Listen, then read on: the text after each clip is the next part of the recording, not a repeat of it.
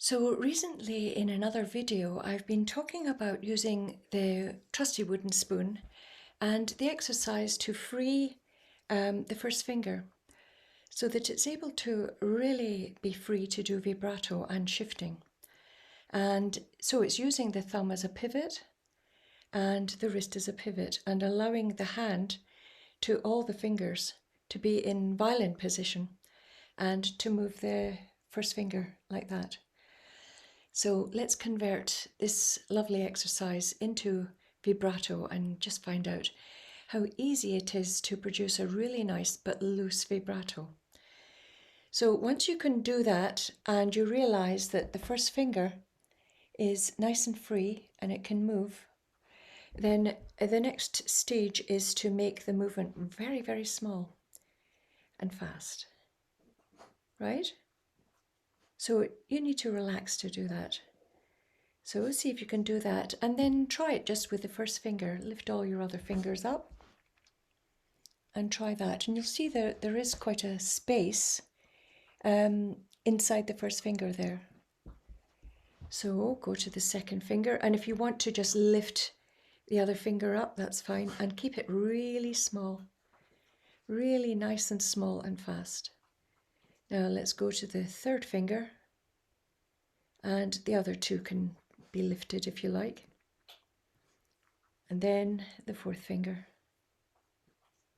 And I'm just leaving my third finger down for this because that's the way I practice, because I've got a very, very short fourth finger. It helps my fourth finger to practice it along with the third. It makes it stronger. Okay? So that's basically it. Except there's another little very helpful thing that you can do with this exercise, just connected to vibrato, and it's to do tapping. So it's really the same thing, that you tap with all your fingers like that, and notice my hand is moving, right? So in a way, it's a sort of different form of the same thing. I'm moving my hand the same way, but I'm just tapping. And my fingers are very, very, very close to the wooden spoon.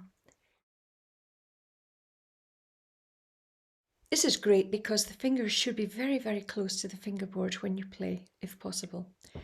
So let's just try the first finger. And again, you can see that putting the finger down doesn't mean that you have to grip between this part and this part, right? It really frees you from all that.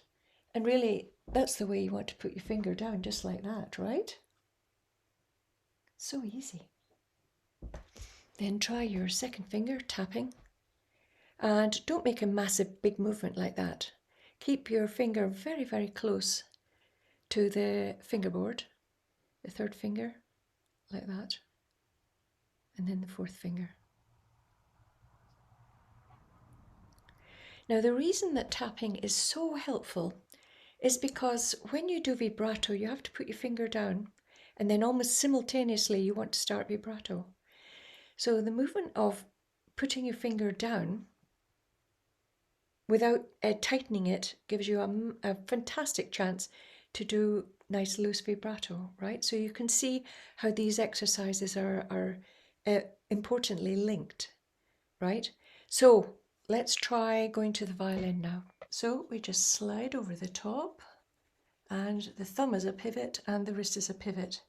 And then we do a little bit of tapping, right? Really close to the string, and try to relax. Hold your violin so that your hand is very free. And you can see the relationship between putting your finger down and vibrato. In the same hand movement, the hand is sort of rocking a little bit, just like that. Okay? So it's all in the same range, which is great. Okay, so let's combine the two and start doing vibrato on individual fingers. So start with the second finger and don't press it all the way down, but just press it just enough to stop the hand sliding this time. And you'll see that you put your finger down, tap, tap, tap, and start doing vibrato. Tap, tap, tap. So that's the way to combine the sliding and the tapping. And it's a great thing to do all the fingers to start, because we have to go from note to note all the time.